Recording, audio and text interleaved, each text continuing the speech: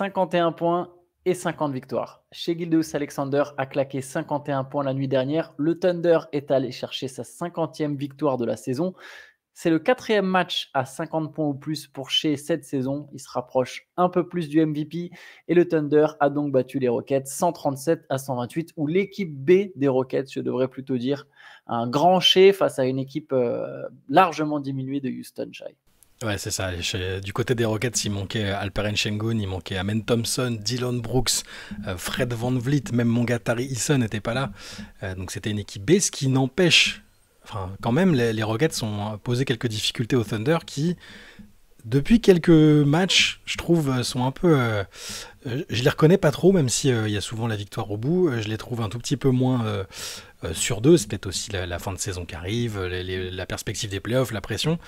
Toujours est-il que tu l'as dit, Shai Gilgeous-Alexander nous a sorti une perf de MVP. Clairement, il le veut. Il y a quelques semaines, quelques mois déjà, tu disais, je sens qu'il a envie de claquer le type de performance qui peuvent l'aider dans une campagne de MVP. Et là, clairement, il l'a fait. 51 points. Il fait aussi cette passe quand même, hein, c'est pas tout pour sa tête, hein, mais ils en avaient besoin parce que les Rockets, avec leur équipe B, tu l'as dit, ont plutôt bien résisté. Et ça lui permet de consolider, il faut le dire aussi, sa place de meilleur marqueur de la saison pour l'instant en NBA. Voilà. Et puis très forte adresse, grosse efficacité comme souvent avec Shai Gilgeous-Alexander, 18 sur 30 au tir. Ce qui est intéressant, c'est le 5 sur 9 à 3 points aussi. Il y a eu une vraie progression où je ne sais pas à quel point on peut dire qu'elle est significative, mais il est quand même passé à 37% de réussite cette saison en quasiment 6 tentatives par match, je crois, à 3 points. Il y a eu un moment où on s'est demandé, est-ce que Shai Gilgeous-Alexander, qui domine complètement à mi-distance, qui est capable d'attaquer le cercle, de provoquer des fautes, est-ce qu'il va réussir à trouver un atout de plus, et notamment le 3 points, un cap que par exemple DeMar DeRozan n'a jamais franchi, ou jamais complètement franchi. Voilà, là, Shai Gilgeous-Alexander fait une belle saison à 3 points. Je pense que du côté du Thunder, il y a un peu de fatigue aussi, hein, surtout. Faut voir. Je me dis que si le MVP ne va plus ces dernières années en finale NBA, c'est pas un hasard, c'est qu'il y a beaucoup d'énergie qui sont lâchées par ces joueurs-là, parce qu'il y a tellement de superstars et de joueurs qui font des saisons extraordinaires. Tu es obligé de te dépenser si tu vas aller chercher le MVP. Faudra voir, est-ce qu'il y aura quand même du repos dans les prochains jours pour les stars du Thunder. Je pense que oui, je pense que Shai Gilgeous-Alexander va être mis au repos de temps en temps. Et sinon, Shai, petit test habituel, N'Faly Dante. Ouais, le nom me parle, mais je saurais pas te dire son cursus. Hein. C'est un joueur des Rockets, je crois qu'il a joué son premier match la nuit dernière. C'est pour vous dire à quel point, oui, c'était son premier match de la saison, hein, pour vous dire à quel point les Rockets ont dû ouvrir leur effectif. Jack McVade. L'Australien, international quand même, on connaît McVeigh. Mais souvent les noms, quand je les connais, c'est parce que j'ai suivi leur équipe en NCAA sur quelques années. N'Faly Dante, ça me parle aussi, mais je me souviens plus de sa fac. C'est possible, il a joué dans une grosse fac, il a joué à Oregon. Voilà. À Oregon. Sinon du côté du Rockets, Rich Shepard en a profité pour montrer que quand il a du temps de jeu, c'est un joueur NBA. Hein, il a mis 25 points. Le problème, c'est qu'il joue très peu. Puis il n'avait pas forcément fait un gros début de saison. Vu qu'on est sur les rookies, je te propose qu'on enchaîne avec un rookie français, Zaccharie Zaché, qui a fait un excellent match lors de la victoire des Hawks contre les Grizzlies 132-130. Alors, la victoire, elle est à mettre en grande partie à l'actif de Caris LeVert, quand même, qui signe le panier pour la gagne au buzzer, qui juste avant a mis le 3 points pour égaliser, qui a mis 16 de ses 25 points dans le 4e quart-temps, et c'est le moment où Atlanta repasse devant. Mais Zaccharie Zaché, il a fait un gros match en termes d'adresse, 27 points à 11 sur 13 au tir, avec 5 sur 7 à 3 points, 4 interceptions. Très beau match de Zaccharie Zaché. Ouais, ça fait plaisir forcément de le voir comme ça. Effectivement, l'homme du match, c'est Caris LeVert parce que c'est lui qui a renversé la situation à la fin, enfin qui l'a fait tourner à l'avantage des Hawks. Et c'est aussi une bonne nouvelle pour les Hawks que LeVert soit dans cette disposition-là parce qu'ils l'ont recruté avant la deadline pour ça aussi. Hein. C'était un très bon remplaçant déjà à Cleveland et qu'il arrive à Atlanta pour faire ça, c'est une bonne chose pour eux aussi. Mais on a envie de retenir ce qu'a fait Zaccharie, c'était très propre, alors, il y a eu un peu de tout, il y a eu du tir extérieur, il y a eu alors souvent en transition, il a fait la différence aussi, c'était pas que des paniers très compliqués, mais voilà, il y a cette agressivité offensive, cette confiance qu'on a envie de voir sur la durée et qui permet d'espérer qu'on la voit à l'avenir en fait. Il était détendu, quand il a ses minutes, il est bon, il y a toujours ces petits matchs où il a tendance parfois soit à disparaître, soit à être moins sollicité, soit à pas vouloir faire violence au collectif, à prendre lui ses propres tirs absolument pour que on dise ah voilà c'est un rookie qui est entreprenant.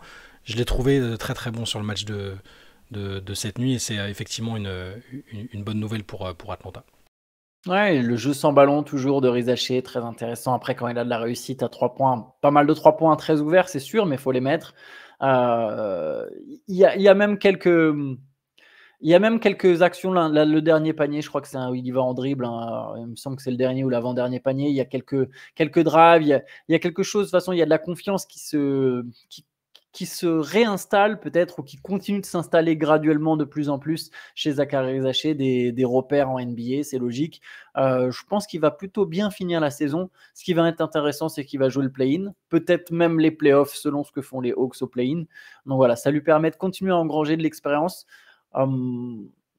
Il peut aller chercher une place dans le meilleur 5 rookies de l'année. Je veux dire, après tout, il y a de fortes chances qu'il y soit. Et ça serait déjà pas mal pour lui de rappeler, bah attendez, je suis quand même le premier choix de draft.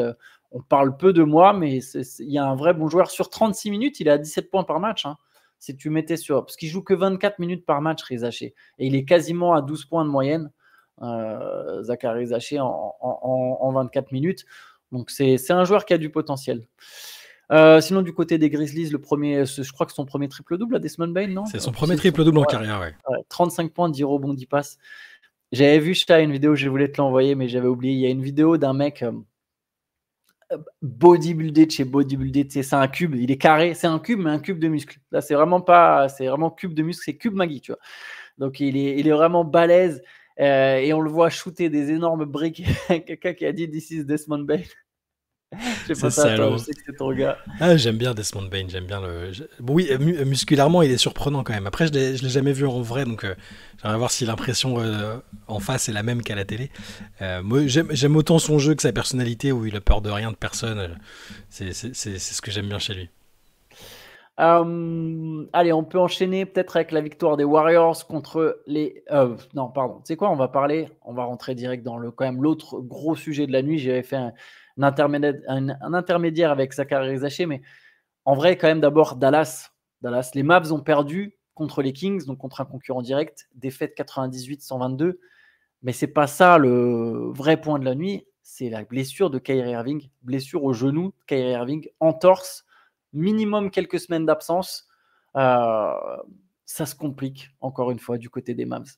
Ça peut être même plus grave qu'une simple entorse, on n'en sait rien. Et Kyrie était... Enfin, sur les images, je sais pas s'il il est pas en train de pleurer littéralement, mais il est quand même assez bouleversé au moment où il doit tirer ses lancers après s'être blessé. Quelques semaines, ce serait presque pas mal. Ça voudrait dire qu'il n'y a pas de dommages structurels et qu'il peut rejouer. Mais j'ai un peu peur que ce soit plus grave que ça. Enfin, les images sont pas belles, je trouve. Il y a un problème de karma, de poisse, de ce que tu veux avec Dallas en ce moment, mais c'est évidemment pas réjouissant. On parle pas juste de dire ah on avait raison, les Mavs c'est difficile machin. Là j'ai pas envie de voir Kyrie se blesser, surtout qu'il est excellent et épanoui cette année. Et il y a même pas que ça derrière. C'est Jaden Hardy qui se fait la cheville derrière aussi. Ouais. Enfin bon, au bout d'un moment ça devient quand même compliqué et l'idée d'être performant maintenant, bah, elle est pas réalisable. Elle était déjà très compliquée de mon point de vue, de notre point de vue. Là ça va être quasiment impossible. On va quand même attendre des nouvelles de Kyrie. Il n'y a toujours pas de nouvelles d'Anthony Davis qui doit être réévalué dans une semaine, je crois. Je me souviens plus. Il me semble que c'est ça. Normalement, ça correspondrait à un mois, au mois annoncé. Mais bon, normalement, quand il y a des réévaluations, entre-temps, tu entends des choses. Là, il y a verrouillage complet sur la communication. Et si en plus Kyrie... Alors, pour l'instant, c'est annoncé comme une entorse, hein. Il y a déjà eu quand même un... Mais bon, ça peut... Effectivement, il faut voir plutôt quand il y aura l'IRM du lendemain, etc. Pour l'instant, c'est annoncé comme une entorse, mais entorse du genou, ça peut te prendre 4 semaines, tout comme ça peut t'en prendre 2. Donc, c'est particulier. 2, c'est vraiment dans le meilleur des cas. Mais on peut s'attendre à une fin de saison sans Kyrie Irving, sachant que les Mavericks sont 10e. C'est évidemment de la malchance, tu vois. C'est pas pour taper et tirer sur l'ambulance, mais tu le sais que Anthony Davis et Kyrie Irving, c'est 2 joueurs qui sont sujets à des blessures. Pour Anthony Davis, pour les deux, toute leur carrière te démontre que ces gars-là vont être absents à un moment. C'est pas comme Kawhi Leonard, mais presque. C'est pas comme Paul George, mais presque. C'est pas comme Joel Embiid, mais presque. Tu peux mettre ces gars-là quasiment dans la même catégorie. Anthony Davis a eu un peu de mieux, mais il joue rarement plus de 65 matchs. Et pour Kyrie Irving, tu vois, je veux dire, on peut parler de malchance, mais à ce stade, je vais te donner. En 2019-2020, il joue 20 matchs. En 2020-2021, il en joue 54. En 2021-2022, il en joue 29. En 2022-2023, il en joue 60. En 2023-2024, il en joue 58. Et là, il en a joué 49. Tu dois t'attendre à ce que Kyrie Irving se blesse sur une saison. Il a plus de 30 ans.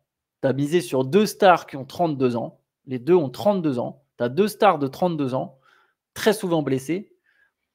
Et c'est exactement pour ce genre de raison que normalement tu as Luka Doncic, qui à l'exception de cette saison est quand même fiable et présent. Tu as décidé de te séparer de Luka Doncic, soit tu as pris à sa place une autre star comme Kyrie Irving de plus de 30 ans qui est souvent blessé, et tu te parles de jouer le titre dès cette saison. Moi, je vais juger les Mavs cette saison comme une équipe qui doit jouer le titre. Si elle ne va pas en playoff, il n'y aura pas l'excuse des blessures. Tu sais sur quoi tu as misé. Tu sais sur quoi tu as misé. Je suis désolé, il y a des franchises, c'est pas toujours le cas, mais là, pour cette franchise-là, avec le choix qui a été fait, le discours qui a été tenu ensuite, et surtout que tu as tenu depuis à mettre absolument en avant que tu as transféré le joueur qui n'était pas fiable, sur lequel tu t'attends à une catastrophe dans les 5 ans, etc., etc., tu mises sur soi-disant la fiabilité, tu vises le titre. Si tes joueurs ne sont pas là, tu n'as pas d'excuse. Le seul truc qui aurait du sens, ça aurait été de trader pour un joueur à peu près aussi jeune que Doncic, ou un joueur qui est communément connu comme un type qui joue 75 matchs de saison régulière par an, qui est pas trop blessé. Là, c'est sûr que ça a encore moins de sens. On l'a dit, c'est pas très cohérent. Mais de toute façon, c'est le problème la cohérence, c'est le problème de fond de tout ça, et c'est ce qui fait qu'on est interloqué, parce que et regarde, en termes de cohérence toujours, avant qu'on commence, tu m'as dit, est-ce que tu es au courant que les Mavs viennent d'augmenter le prix de l'abonnement à la saison pour l'année prochaine, plus 8%, c'est ça que tu m'as dit? Quasiment plus 9%, ce qui est dingue. T'es moins attractif que l'an dernier auprès de ta fanbase, que cette saison, mais tu hausses les prix. Bah, tu sais que tu vas vendre moins de maillots, donc tu essayes de recouper les pertes. Moi, je le vois comme ça. Après, je crois qu'ils ont mis ça sous couvert d'un investissement de la franchise sur d'autres trucs. Alors, je sais pas si c'est pour faire des petites... s'ils ont payé cher pour faire des petites vidéos mignonnes sur le Jumbotron qui coûtent un peu plus et que du coup, ils veulent faire payer plus. Ou pour la fan expérience. Alors, je sais pas si... Enfin, bref, c'est pas très cohérent. La fan expérience hier soir, c'était de voir sur le terrain Kessler Edwards, Dwight Powell, Dante Exum dans un 5 majeur, avec Kai Jones, Olivier Maxence Prosper en sortie de banc. Tu vois, je veux dire, à un moment, c'est compliqué, tu vois. C'est compliqué. Bon, de toute façon, maintenant, on va attendre quand même des nouvelles de Kyrie, des nouvelles d'Anthony Davis. Ça ne changera pas le problème, parce que une entorse, il faut faire gaffe aussi, même si c'est qu'une entorse, qu'il n'y a pas de dommages structurels, si tu forces un peu, si tu le refais jouer rapidement, si tu mises tout sur maintenant, comme ça avait l'air d'être le cas du point de vue des Mavs dans leur discours, tu peux aussi prendre le risque d'endommager un joueur qui n'est pas totalement rétabli. On l'a vu dans d'autres équipes par le passé, donc il faut faire très attention. Bon, moi je souhaite juste que Kyrie aille bien. Je suis un peu inquiet, les images je les trouve pas rassurantes, moi. Tu sais, il y avait un truc quasi quand Kobe a tiré ses lancers après sa rupture du tendon d'Achille. Alors c'est évidemment pas la même blessure, mais ce côté, bon allez j'y vais, mais en même temps sur son visage il y avait comme s'il savait que c'était un truc un peu sérieux quand même. Enfin bon, j'espère que les nouvelles vont être bonnes dans les prochains jours. À voir. En tout cas, c'est triste pour lui qui faisait pour le coup faisait fait une très belle saison. Et pour les Mavs, pour finir sur les Mavs, pardon, mais on se demande déjà au moment du trade, on était en mode le titre, nous on n'y croit pas. Mais là, la question c'est même est-ce qu'ils vont aller en playoff en fait. Il y a un petit décalage qui se fait. Il y a encore le temps de revenir même à hauteur de la 6e place en cas de très bon run. Mais quand tu prends en compte le fait que tu n'auras pas Anthony Davis, pas Kyrie Irving, alors des fois, ça révèle des joueurs, tu vois, ça relance des dynamiques, etc. Mais c'est quand même compliqué quand tu es à la course avec Minnesota, Sacramento, les Clippers, les Warriors. Voilà, délicat y a tout ça. Donc je le disais, Dallas qui est pour l'instant 10e. Allez, on peut continuer. Je peux revenir sur Golden State justement qui a battu Charlotte 119-101. Les Warriors qui ont pris la 6e place de la conférence Ouest comme on s'y attendait. 21 points, 10 passes de Stephen Curry, 22 points de Buddy Hield. Une victoire contre Charlotte. Tout le monde bat Charlotte de toute façon. Ouais, c'est le petit rendez-vous annuel de Steph Curry, là où il a grandi, en Caroline du Nord. Il fait toujours des bons matchs là-bas en général. Et il a encore été bon sur cette rencontre-là. Le retour de Jimmy Butler tout de suite coïncide avec une victoire, même si ça n'a rien d'exceptionnel de battre les Hornets, comme tu l'as dit. Il avait été économisé contre Philadelphie. Là, il fait un petit match avec 13 points. Bon apport de Buddy Hield en sortie de banc. 22 points pour le shooter des Warriors. Yes, et du côté des Français, 10 points pour Tidjane Salin qui a mis 3 paniers à 3 points en 3 tentatives et juste 2 minutes pour Moussa Diabaté. Quel manque de respect, scandaleux. Miami a écrasé Washington 106-90. Encore des Français sur ce match-là. 9 points, 4 rebonds, 3 passes pour Alex Sarr. 3 petits points pour Bilal Koulibaly qui a été maladroit. 1 sur 6 au tir. Du côté de Miami, 19 points, 15 rebonds pour Bam Adebayo. Qui devient le numéro 1 au classement des double-doubles dans l'histoire de la franchise derrière l'excellent et divertissant Ronnie Cycli à l'époque. Pour ceux qui s'en souviennent. Ok, j'aurais misé sur Alonzo Mourning. Ah non, The Morning a eu trop de blessures, d'absence, de problèmes, je pense. J'ai pas le classement sous les yeux, mais je pense que ça doit être lié à ses absences quand même. Puis il y a le début de carrière avec Charlotte aussi.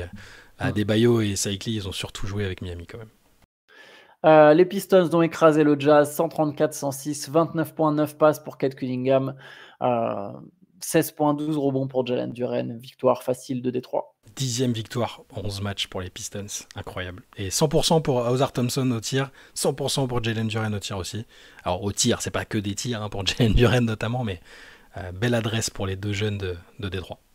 Ausar Thompson, il monte vraiment en puissance, hein. Même en attaque, attention, il est très solide. On a beaucoup parlé d'Amen Thompson, mais Ausar Thompson, c'est très très sérieux aussi du côté de Détroit. J'ai l'impression qu'il est même plus amené à pouvoir jouer 3, quoique. Amen enfin, les deux c'est deux joueurs très similaires. De toute façon, c'est des frères jumeaux, il n'y a pas de hasard, mais les deux sont très bons à la création, ont des qualités athlétiques incroyables. Enfin bref, sacrés défenseurs aussi. Sympa les frères Thompson. On a fait le tour des matchs. On va s'arrêter là pour ce CQFR. Vous l'avez vu, il n'y a pas eu de podcast hier. On est vraiment désolé.